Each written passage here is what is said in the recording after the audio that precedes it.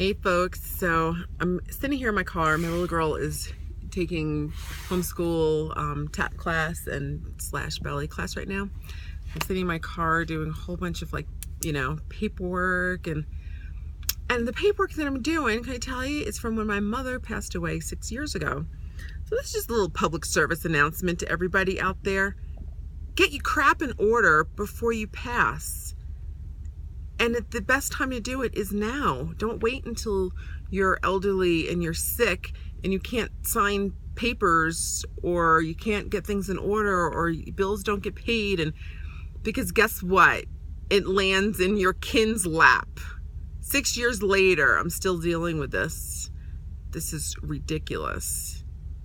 And then after moving several times too, I'm like, I just put all my important papers in like a big file bin, and I'm over here like going through all the papers like, okay, did I finish everything? To find out I didn't finish everything, because all this crap was landed in my lap. I had I had a little toddler, and here I am left to do this stuff on my own. But this has definitely been a very big learning experience for me, because it's just a good experience for me to know to get my crap in order, so that way my kids don't have to deal with this nonsense when I pass or my husband passed. That, like I said, they'll have a little file box that, okay, I'll go in it, and this mommy will have all the stuff set up for us. So we just have to call a few numbers and boom, boom, boom. You don't have to pay anything, and it's done. It's a done deal. But most people don't know that stuff. People who are just kind of fumbling through this, middle class life and figuring stuff out. And this is one of the things that you don't find out until, something tragic happens, and, you have a family member that passes away, and everybody's like, oh my God, what now? So to wrap up the video, the best things to do for planning for, your end.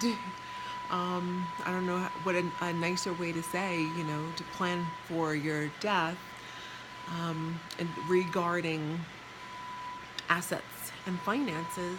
The first step, many steps you can do without having lawyers. You can make a list of all of the things, all of the valuable items in your home that's worth over $100. Make a list of that. You can also contact financial planners. You can contact your banks as well. So if you have any 401k plans, IRAs, stocks, just like trying to think off the top of my head, if you any things that you have, you can contact them and set up what's called a TOD, which is a transfer on death. So that way, when you pass away, then those accounts automatically get transferred over to whatever beneficiary that you had requested when you were still alive. Otherwise, if that does not happen, then all those accounts go into what's called probate. And that's where, lawyers like to hear that word, probate, because they know they're getting money. And they're getting a shit ton of money.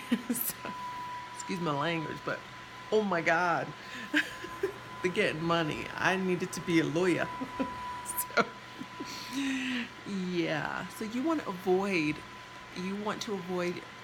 going into your assets going into probate once you pass, which most people don't realize this. Like I said, I didn't know any of this stuff, and why would I know any of this stuff? Because the only time people typically end up dealing with any of this stuff is when somebody passes away. And then when somebody passes away, then you're like, the avalanche of stuff happens, and you're like, oh my God, why wasn't this set up? But, and like I was saying, like my mom did the best that she could to set everything up, and even in the best that she could to set things up, it was here comes the word again, it was a shitstorm, so like I'm sure, if she realized, like if she knew ahead of time the shitstorm that was going to happen after her passing, then she would have done things differently. because I know, I know she was excited that, oh, I have it all set it up, because she was very happy that, she had it all set, and she had a list for me, that she told me. She's like, okay, inside that drawer, I have a list, and it's got, everything that you need to know, all the people you need to call. And I was like, oh, okay, great. But then once I started, calling all the people and setting things up, then it was like, oh my goodness, the poor thing, she didn't even know, she didn't realize that what she thought she had set up was not set up.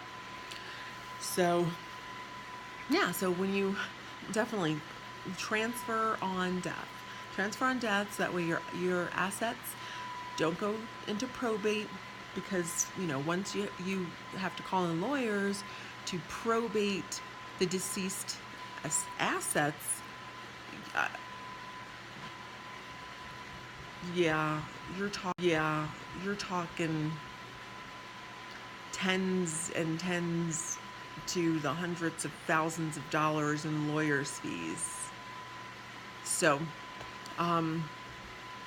yeah, avoid probate whenever you can.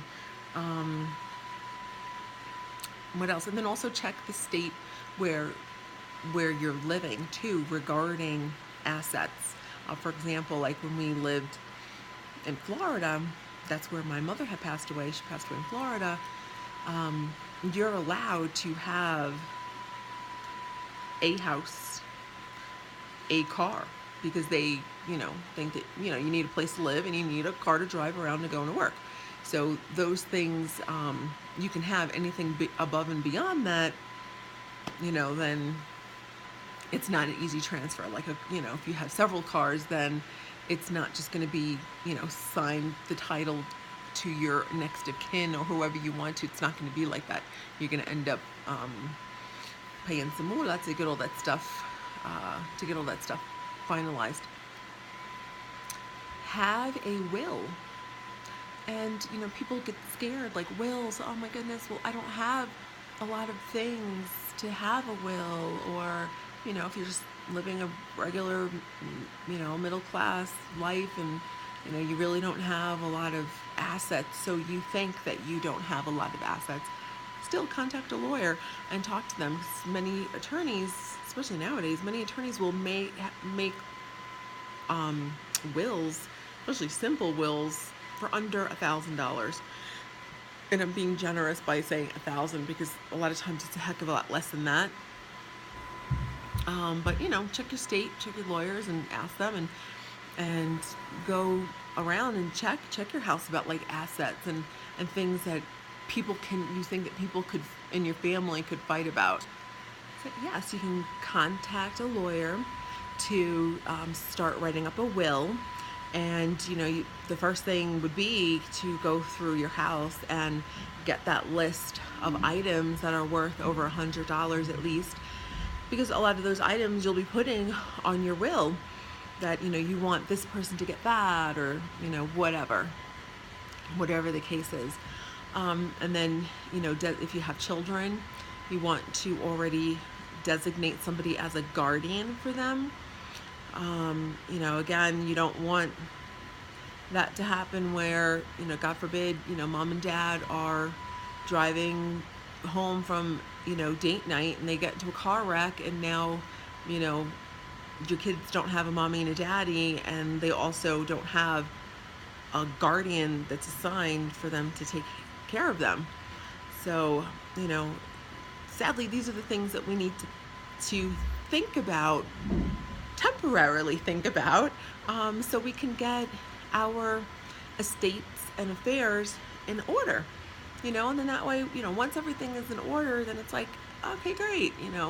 If something were to happen, some, unforeseen tragic event were to happen to anybody inside the family, then all of the stuff, all of the, the legal and the paperwork and all that nonsense that no one wants to deal with when they're grieving is already worked out. The best time to work all that out is when you are not sick and you know, have a sound mind, sound body, and you can sit and rationally think about this. What am I going to do? You know, single mothers have a will. You know, think about that. You know, what happens if something were to happen to you? Where are your children going to go? Who is going to raise them? Who do you want to raise your kids? You know,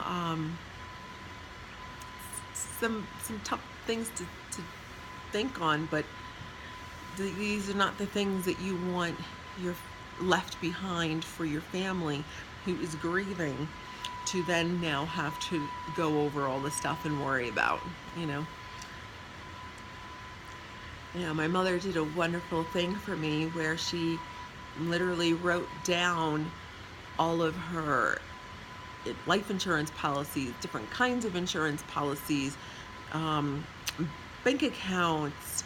You know, one thing that she didn't do was passwords, but actually, no, she did. I'm sorry. She did do passwords, but not for everything. So, you know, so some things I was trying to get into, and I was, you know, guessing on some passwords and things, and using, you know, passwords that she gave me and tried to tweak them to try to figure it out. But that's another thing too, is in, you know, this day and age of everything having passcodes online, is having, you know, like a password book, you know. But this is all, you know, obviously you would give them all this stuff right now but you're live, but this is something that, you know, if you don't have a sudden death, if it is a death where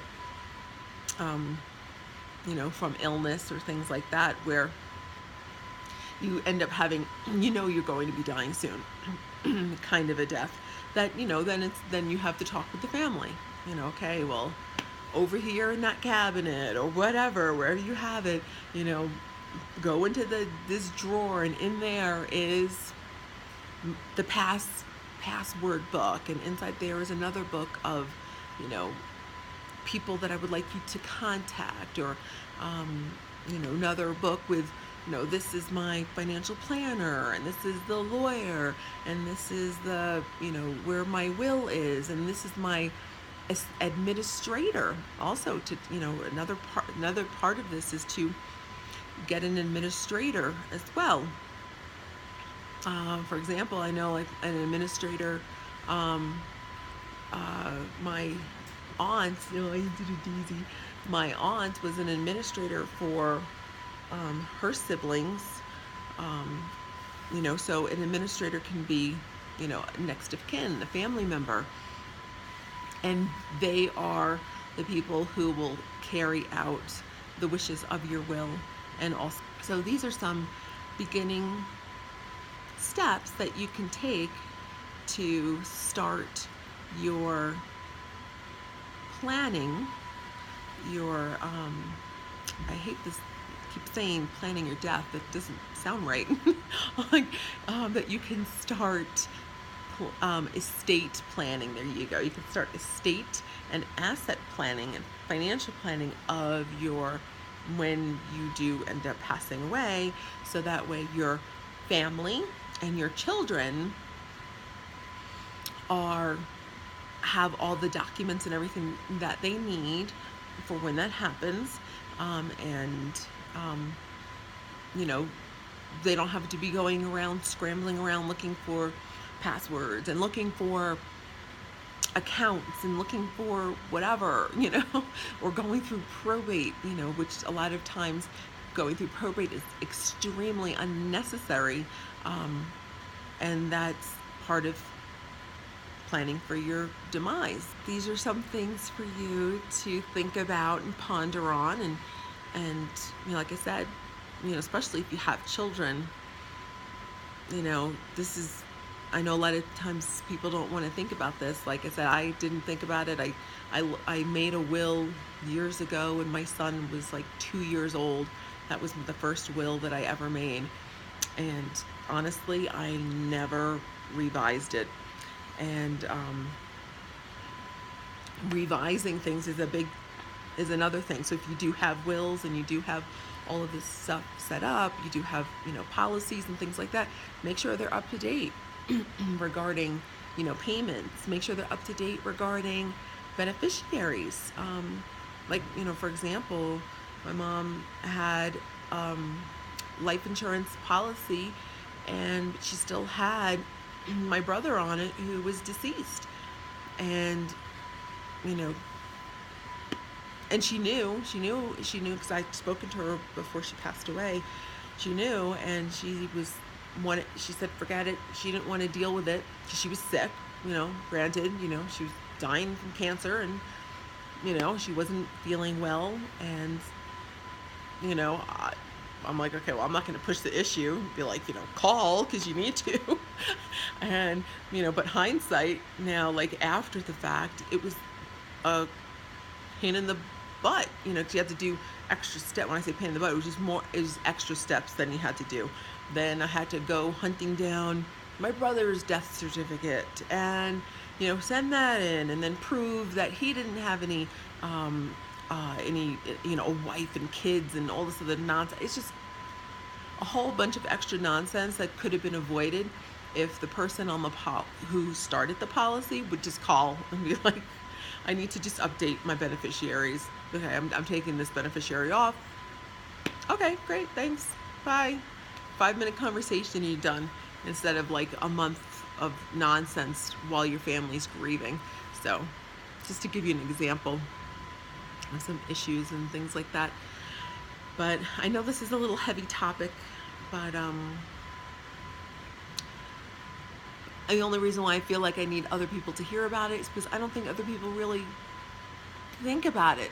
Like I said, I didn't think about it. The only reason why I had to think about it was because my mother passed away, and then it was like it all landed in my lap to finish, and I didn't know. I was like floundering. I was learning as I was going, and then it was teaching me what I'm supposed to be doing for my life and then for my kids, and teaching them, so that way things just go a lot smoother. So I hope this was informative for everyone, and if you guys have any other ideas of how to start planning, or any other little tips and tricks that you come along, that you found along your journey and along your way regarding this issue, then please put a comment below. Comment below, so that way I could see, because I'm curious too. I'm learning and growing in all aspects. So yes, if you have any other ideas, and also helps other people too, because that's why I made this video, because somebody out there is going to see this and be like, oh my goodness, I didn't know about this. And that's the person that this video is for. So all right, everybody, you have a wonderful, wonderful day, wonderful week, a wonderful month, and a wonderful year. Many blessings. Mwah. Bye for now.